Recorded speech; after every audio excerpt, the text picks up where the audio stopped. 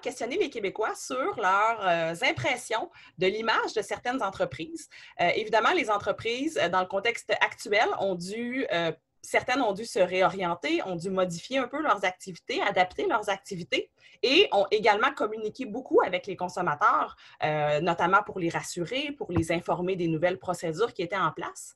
Alors, on a voulu voir quelle était la perception des Québécois et plus particulièrement, on s'est intéressé à savoir si certaines entreprises étaient perçues comme responsables et authentiques aux yeux des Québécois. À chaque semaine, dans nos enquêtes hebdomadaires, on a suivi ces entreprises-là qui ont été nommées spontanément par les Québécois. IGA est ressortie comme gagnante de ce classement. Elle a été nommée le plus souvent comme l'entreprise la plus responsable, la plus authentique dans sa façon finalement de gérer la crise et ses relations avec ses clients.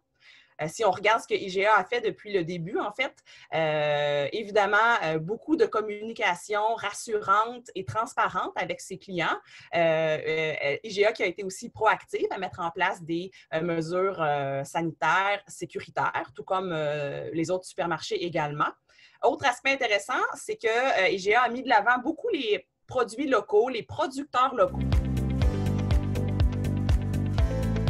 Il y a d'autres entreprises qui ont été nommées, qui ont été remarquées par les Québécois pour d'autres raisons, parce qu'elles avaient réussi à réorienter de façon assez efficace leurs activités pour être utiles pendant la crise. On peut penser par exemple à Pure Vodka, qui a rapidement modifié ses activités et qui a offert du désinfectant, qui était aussi très en demande pendant cette période-là.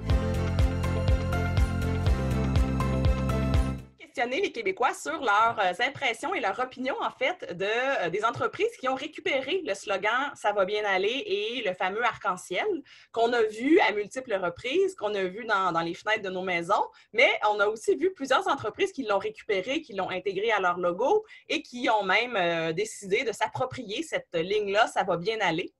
Même si c'est un message qui est positif, si c'est un message d'espoir que ces entreprises-là ont voulu intégrer à leur communication, les Québécois, ils se sont montrés plutôt réticents et n'ont pas apprécié en grande majorité cette récupération commerciale du slogan et du logo arc-en-ciel. Donc, on peut imaginer qu'il y a peut-être des consommateurs qui étaient un peu sceptiques suite à ça ou qui trouvaient que c'était un message peut-être un peu trop optimiste dans le contexte, alors que c'est pas vrai que ça allait nécessairement tout le temps bien. Donc, on a eu des réactions mitigées, puis on a remarqué qu'avec le temps, parce qu'on l'a mesuré à chaque semaine, l'opinion face à cette récupération commerciale-là était toujours de plus en plus négative.